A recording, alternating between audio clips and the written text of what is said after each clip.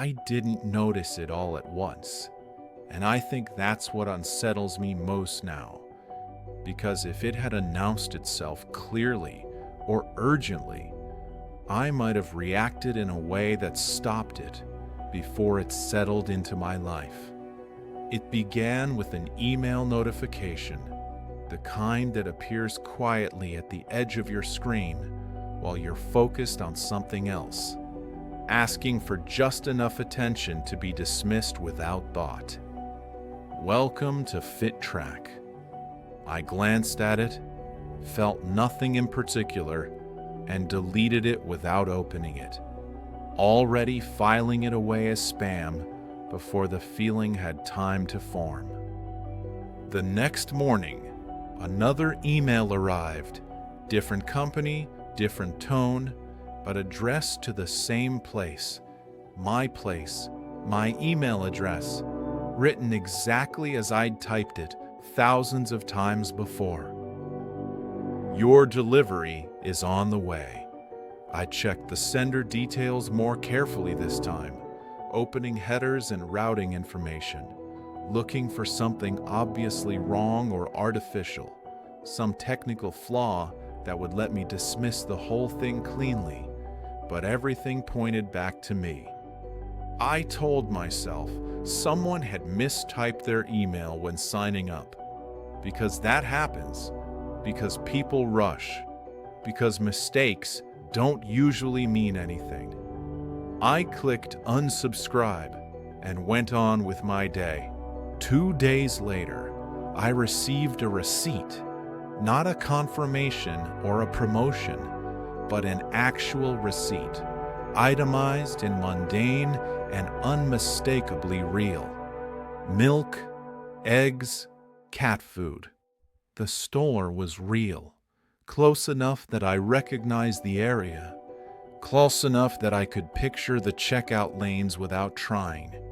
That was when I changed my password, making it longer than necessary and unpleasant to remember, then added two-factor authentication and reviewed every security setting until the words stopped meaning anything. The login history was clean, boring even, showing only my devices, my locations, my routine. It should have reassured me. Instead, it left me with the uncomfortable sense that nothing had been disturbed because nothing had needed to be. The emails continued, spaced just far enough apart that I couldn't predict them, but close enough that I started anticipating the next one without realizing it. Gym memberships, streaming services, appointment reminders. Over time, their tone shifted, moving away from formality and into something that felt practiced, familiar, as though the systems believed they knew who I was. Good to see you again. Thanks for coming back. We missed you. I stopped deleting them and started reading them carefully, because patterns emerged whether I wanted them to or not. And the person using my email address wasn't careless or rushed. They used my real name, spelled correctly, typed with ease, as if it belonged to them without question. I told myself names aren't private, that breaches happen, that none of this proved anything on its own. One evening, I received a calendar invitation. Dinner, Friday, 7:30 p.m. The restaurant was close, uncomfortably close, the kind of place I'd walked past without noticing so often that its familiarity made the invitation feel personal in a way I couldn't explain. I didn't accept it. I didn't decline it either. Friday arrived anyway, and at 7:12 p.m., another email came in, telling me not to worry, that they were running a little late, written casually, as if attendance were assumed. I closed my laptop and stayed where I was, telling myself there was no reason to go, No connection, no obligation tying me to any of it. That night, I dreamed I was apologizing to someone I couldn't see, repeating myself quietly, carefully, like the words mattered more than the person hearing them.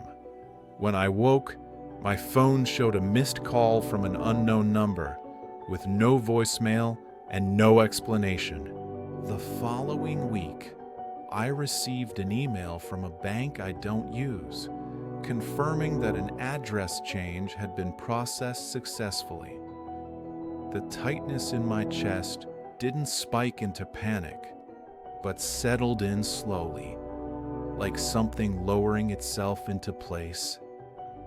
I checked my credit report immediately, scanning for damage, but everything was intact, untouched, almost proudly normal. When I called the bank, they apologized for the inconvenience and said they would correct the error. And when I asked what address had been changed, there was a pause before they told me it matched the one already on the account. I hung up feeling foolish, already rehearsing explanations involving stress and imagination and too much screen time. The word paranoid began appearing more often in my thoughts. I started checking my inbox late at night, not because I needed to, but because I wanted to know what else might arrive while I wasn't paying attention. The emails revealed habits. This person woke early, exercised regularly, cooked most nights, canceled subscriptions they no longer needed. They set reminders to call their mother. Some messages were unexpectedly gentle. Hope you're feeling better today. Don't forget to eat. Those were the ones that stayed with me. One evening, without fully deciding to, I replied to a closed support thread, typing a single sentence that said, "This isn't me." I didn't expect a response. I received one almost immediately. I know. It came from my own email address, sent from my account, even though I hadn't sent it. My sent folder was empty. No trace. I shut the laptop and sat in the dark, listening to the refrigerator hum and the building settle around me, telling myself this had to be a glitch, a sync error, something technical and explainable. Systems fail all the time, but they usually fail loudly. After that, the email slowed, then stopped entirely. And for a while, I let myself believe it was over. A week passed, then another. Then I received a photo. No subject, no message. It showed my building from across the street, taken from an angle that felt casual, unhurried, as if the person holding the camera had nowhere else to be. There was no metadata. I deleted it and went to the window anyway, even though I already knew the street would be empty. That night, I changed every password again and checked every alert, feeling more tired than relieved. Before bed, I checked my inbox one last time and found a draft email. Saved, not sent. The subject line was my name. The message said, "Don't worry, I'm almost done setting things up." The next morning, my inbox filled with confirmations and approvals, most of them harmless, until I reached one that wasn't. Your lease has been finalized. The address was mine.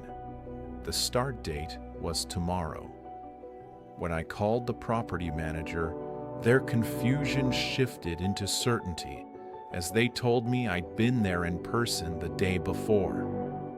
They described me accurately, down to the jacket I wear when it's cold, but not cold enough to justify a coat. I stayed home that day and didn't answer the door when someone knocked in the afternoon. After that, the emails stopped again. Weeks passed. Last night, I received one final message. No sender name, no subject. Thanks for letting me borrow it. When I checked my sent folder, there was already a reply, time-stamped minutes earlier, written in my voice. You're welcome. Just bring it back when you're finished. I don't know what it is. This morning, I couldn't log into my email. The recovery options are still mine, but the confirmation codes never arrive. And somewhere, someone is still reading my messages, living quietly, as me.